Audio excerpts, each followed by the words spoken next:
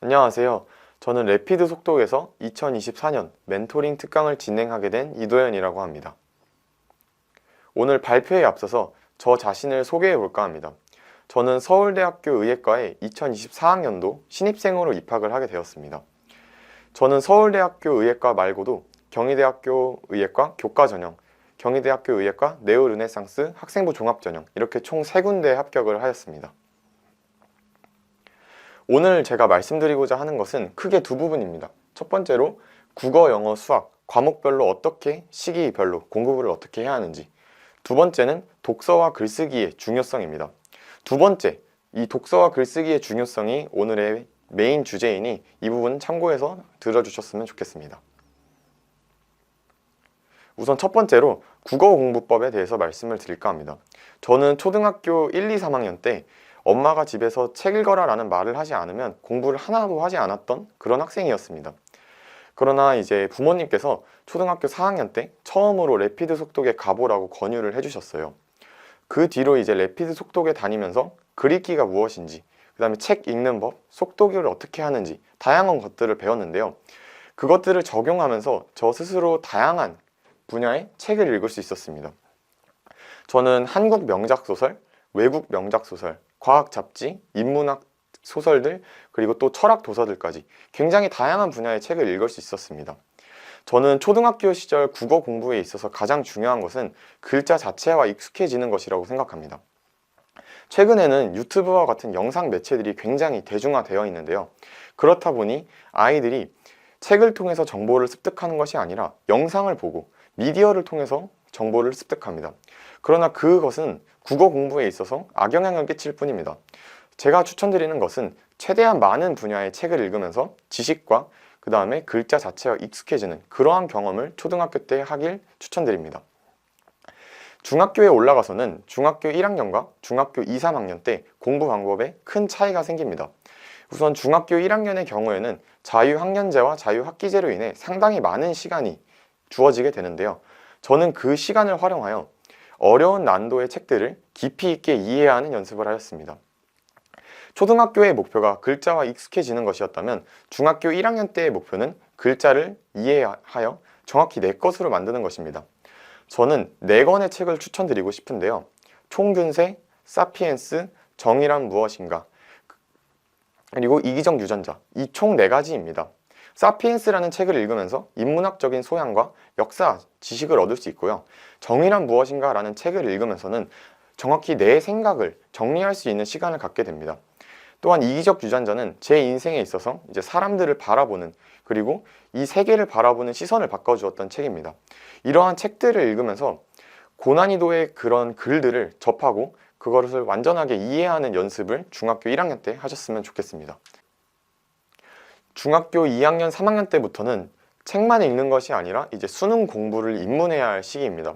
저 같은 경우는 중학교 2학년 때 고등학교 1학년 기출문제, 그리고 중학교 3학년 때 고등학교 2학년 기출문제들을 풀이하면서 문학 문제는 이렇게 나오는구나, 비문학 문제의 유형은 이렇게 되는구나, 그리고 이러한 지문들을 읽을 때 내가 어떠한 전략을 택해야 하는지, 이러한 부분들에 집중하면서 공부를 했던 것 같습니다. 제가 수능 공부를 하면서 느꼈던 사실인데요. 초등학교와 그리고 중학교 1학년 때 읽었던 엄청나게 많은 양의 글자들, 그리고 그 도서들에 통해서 제가 향상된 그 독해력이 수능 국어에 너무나도 많은 도움이 되었다라는 것을 말씀드리고 싶어요. 비문학을 읽을 때 제가 지금까지 읽었던 책들에서 얻었던 배경 지식이 도움이 많이 되었던 것 같습니다. 이제 중학교를 지나 고등학교에 올라가게 되면 볼 수 있듯이 내신이라는 걸 맞닥뜨리게 됩니다. 저는 이제 수시로 대학을 가기로 마음을 먹었기에 내신 준비에 굉장히 힘을 많이 썼는데요. 내신 준비를 할 때는 국어 교과서나 그리고 부교재, 그리고 학교 선생님께서 주신 프린트에 나온 모든 작품들을 3번, 5번, 6번, 그 이상 혹은 10번까지 계속 반복해서 보면서 외울 정도로 공부를 했던 것 같습니다. 또한 의과대학 같은 경우는 최저학력 기준이 4합 5이기 때문에 수능을 잘 보는 것 또한 저한테 필요했습니다. 그래서 수능 국어를 잘 보기 위해서 고등교육과정 평가원이 출제했던 수능 기출문제들, 그리고 모의고사 기출문제들, 이러한 것들을 풀이하면서 지문에 더욱 익숙해지도록 하였습니다. 그러나 저는 수능 공부만 하지 않았습니다. 여기 볼 수 있다시피 꾸준한 독서와 글쓰기를 고등학교에 올라가서도 하였는데요. 제가 고등학교 때 했던 독서와 글쓰기는 대학교 면접에 굉장히 큰 도움이 됐던 것 같습니다. 이 부분에 대해서는 제가 뒤에 더 이어서 설명드리도록 하겠습니다. 다음으로 이어서 영어 과목에 대한 학습법을 안내해 드리도록 하겠습니다. 우선 첫 번째로 초등학교 때 국어와 마찬가지로 영어라는 것에 익숙해지셔야 합니다. 제가 영어와 익숙해지었던 가장 좋은 방법은 여기 볼 수 있듯이 영어 책을 읽었던 것입니다. 영어 책이라고 하여 막 엄청나게 두꺼운 원서를 읽은 것이 아닙니다. 굉장히 얇은 책들도 많았고요. 저 같은 경우는 해리포터 영화를 활용을 했습니다. 처음 볼 때는 이제 자막과 함께 영화를 보았고, 두 번째, 세 번째 볼 때는 자막을 끄고 소리로만 영어를 들으면서 최대한 영어와 익숙해지도록 하였습니다. 해리포터 영화를 많이 보고 난 뒤에는 그 내용과 줄거리를 어느 정도 알았기 때문에 영어 책을 통해서 원서를 읽기 시작했던 것 같습니다. 제가 생각하기에 영어의 본질은 해석을 통해 글을 이해하는 것인데요. 그 영어의 본질에 다가가기 위해서는 이 책 읽기만으로는 부족합니다. 저는 그 부족한 부분을 메꾸기 위해 영단어 암기와 문법을 강조하고 싶습니다. 영단어는 저는 초등학교 때 하루에 20개씩 외웠는데요. 월, 화, 수, 목, 금, 토 총 6일 동안 120개의 단어를 외웠고, 일요일에는 그 단어들을 제가 스스로 테스트해보면서 복습을 하였던 것 같습니다. 또한 초등학교 5학년, 6학년 때는 중학교 문법을 과외 선생님과 함께 학습을 하였는데요. 초등학교 5학년, 6학년 때 중등 문법을 끝내는 것이 굉장히 좋습니다. 그 이유는 중학교에 올라가다 보면 어쩔 수 없이 영어 내신을 맞닥뜨리게 되는데요. 그 내신에서 문법이 상당히 중요한 부분을 차지하기 때문입니다. 또한 중등 문법과 고등 문법이 큰 차이가 없기 때문에 영어 같은 경우는 초등학교 때 영어 문법 공부를 끝내는 것을 추천드리겠습니다. 네, 중학교 때는 영단어 암기는 꾸준히 하였고요. 여기서 달라진 점이 하나가 있습니다. 바로 영어 독후감을 쓰기 시작하였다는 것인데요. 저는 국어와 마찬가지로 영어에 있어서도 글쓰기가 중요하다는 것을 말씀드리고 싶습니다. 또한 냉정한 현실이지만 현재 대학 입시에 있어서 수능 영어를 중학교 때 어느 정도 마스터를 하고 올라와야 좋은 대학교에 갈 수 있는 것이 현실입니다. 그렇기 때문에 저는 중학교 3년 동안 고등학교 1학년, 2학년 기출문제들 위주로 풀이를 하였습니다. 이때 기출문제를 풀면서는 문제의 유형별, 예를 들면 빈칸이나 주제, 그리고 문장 삽입, 그리고 순서, 이러한 유형들별 풀이가 어떻게 되는지 그러한 것들을 저 스스로 정립해 나가는 기간으로서 중학교 시절을 보냈습니다.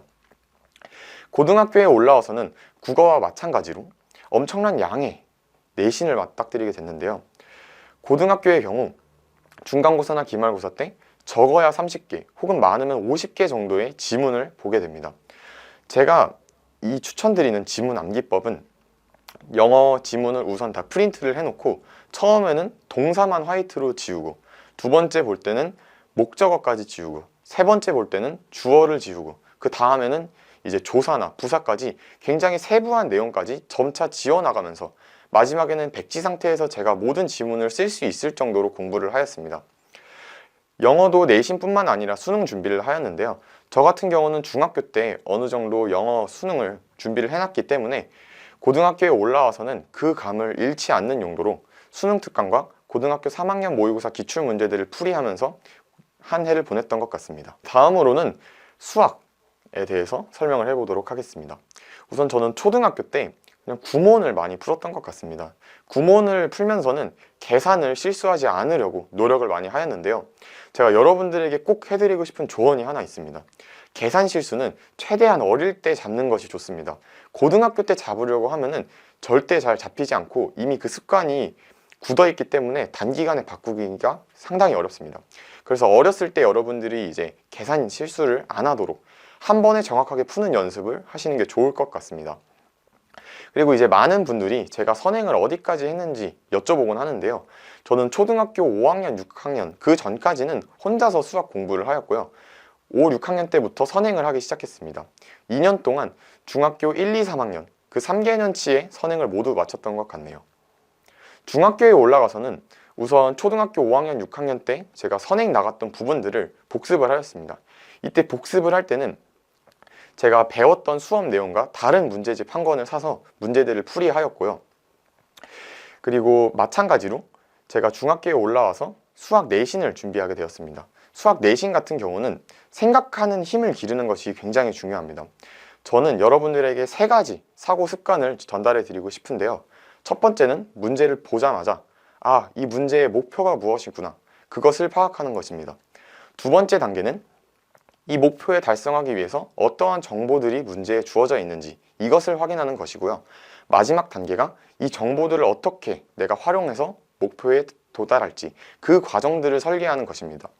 이렇게 3가지 생각하는 연습들을 여러분들이 중학교 때 하시면 좋을 것 같네요. 고등학교에 올라가서는 영어, 국어와 마찬가지로 또 엄청난 양의 내신 준비를 하게 되었는데, 그때 여기도 적혀 있듯이 수학 문제를 양치기를 했습니다. 저는 중간고사를 준비하면서 거의 7건이나 8건 정도의 문제집을 풀었던 것 같고요. 수능 수학을 준비하면서도 아까 말씀드렸던 그 3가지 생각하는 그런 습관들, 그것들을 위주로 제가 연습을 하였습니다. 아까 말씀드렸던 그 3가지, 목표가 무엇인지, 정보가 무엇인지, 정보를 이용해서 어떻게 도달하는지, 이렇게 3단계를 계속 반복해서 학습을 하다 보면 수능에서 킬러 문제를 맞닥뜨려도 크게 낯선다고 느끼지 못하게 됩니다. 저 같은 경우도 실제로 킬러 문제를 봤을 때 이거 맨날 보던 거잖아 하는 생각이 들었을 정도로 이렇게 생각하는 습관을 기르는 게 상당히 중요합니다.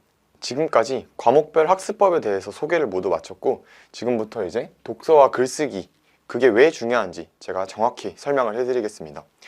우선 독서의 중요성에 대해서는 제가 국어 공부법에 대해서 말하면서도 계속 강조를 했지만, 여기 볼 수 있듯이 제가 생각하기에 모든 공부의 시작은 책입니다.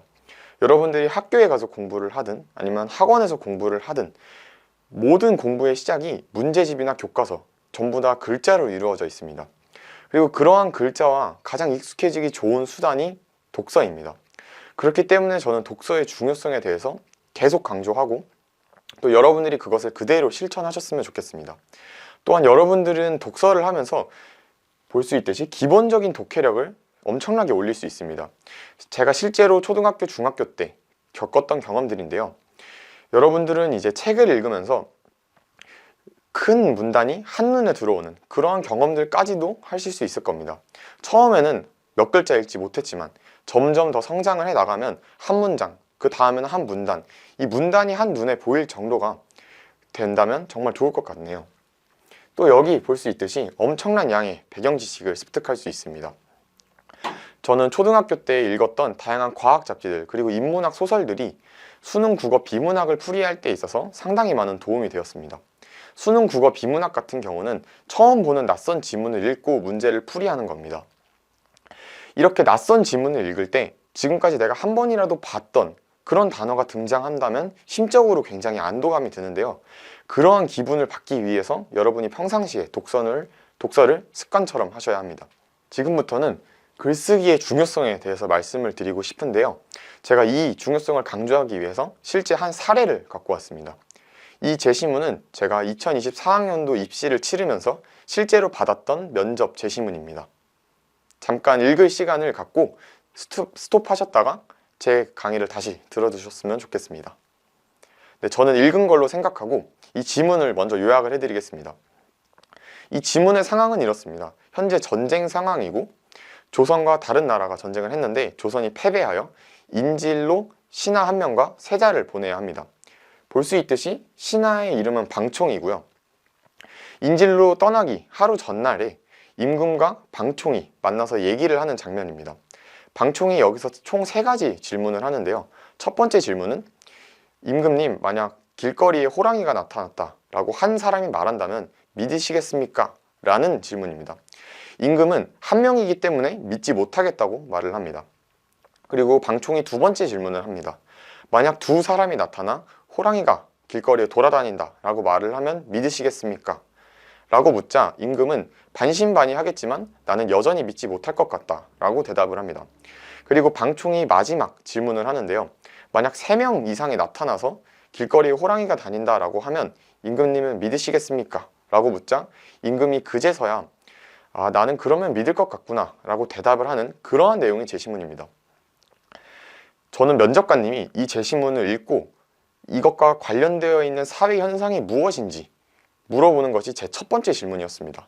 여러분은 어떤 사회 현상이 떠오르시나요?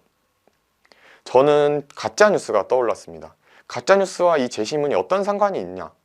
제 생각에는 아마 비판적인 사고력, 그것을 묻고자 했던 것 같습니다. 저희가 가짜뉴스를 그냥 무작위로 그냥 잘 찾아보지 않고 수용만 하게 되면 그것은 바로 비판적인 사고력이 없는 것입니다. 현재 이 제시문의 임금 또한 정보를 정확하게 판단하지 않고 사람이 얼마나 많은지에 따라서 자신의 생각을 그냥 정하였는데요. 이 임금이 비판적인 사고력이 부족한 것을 알 수 있습니다. 이 꼬리 질문으로 저는 면접관님께서 한 가지 질문을 더 하셨습니다. 학생이 이제 가짜뉴스를 방지할 수 있는 그런 책임자가 되었다고 하면 어떠한 식으로 이 문제를 해결할 거냐라고 질문을 하셨는데요. 저는 법적 규제와 그리고 기자들의 윤리의식을 함양하는 교육을 진행하겠다라는 식으로 답변을 이어나갔습니다. 그러자 이제 면접관님께서 반박을 하셨습니다. 공산당이 이제 언론 탄압을 하는데 그것이 이 법적 규제와 다른 것이 무엇이냐라고 면접관님께서 물어보셨는데요. 저는 그 상황에서도 여유롭게 잘 말씀을 드리고 빠져나올 수 있었던 것 같습니다. 그 비결은 아마 제가 글쓰기를 하면서 제 생각을 정리하고 그것을 표현하는 연습을 평상시에 해왔기 때문이라고 생각합니다. 여러분들께서도 이제 레피드 속독을 다니게 되면 신문 주제 그리고 사설 주제를 가지고 글쓰기를 하게 되는데 아마 그 경험들이 상당히 많은 도움이 될 것이라고 생각합니다. 글쓰기의 중요성에 대해 다시 한 번 더 강조를 하고 싶습니다. 우선 여러분들 세대부터는 내신 5등급제가 시행이 되고 고교 학점제가 시행이 됩니다. 이 내신 5등급제가 되면 같은 1등급이더라도 대학에서는 그 학생들끼리 구분을 하는 요소가 필요한데요. 제 생각에는 아마 심층 면접이 그것이 되지 않을까 싶습니다. 여러분이 심층 면접을 대비하기 위해서 단기간에 그 면접을 잘할 수 있는 방법을 터득하는 것이 아닙니다. 평상시에 글쓰기를 하고 자기 생각을 정리하는 연습들을 하셔야 합니다. 그래야만 낯선 제시문이 나오더라도 당황하지 않고 자기 생각을 면접관에게 전달을 할 수 있을 거라고 저는 확신합니다. 또한 이는 대학교 면접뿐만 아니라 이제 학교에서 발표를 하거나 아니면 또 이제 생활기록부 작성을 할 때도 글쓰기를 잘하는 학생이 훨씬 더 유리하게 작용을 하게 됩니다. 그래서 이제 저는 글쓰기 여러분들이 절대 까먹지 않으셨으면 좋겠습니다. 마지막으로 정리를 하고 오늘 강연을 마무리하도록 하겠습니다. 첫 번째는 독서이고 두 번째는 글쓰기입니다. 학창시절부터 꾸준한 독서를 하면서 기본적인 독해력과 사고력 그리고 배경 지식까지 습득하셨으면 좋겠습니다. 두 번째 글쓰기인데요. 여러분들이 글쓰기를 통해서 자기 생각을 명확하게 남들에게 전달하고 그리고 표현하는 연습을 하셨으면 좋겠네요. 네, 이상으로 2024 멘토링을 마치겠습니다. 감사합니다.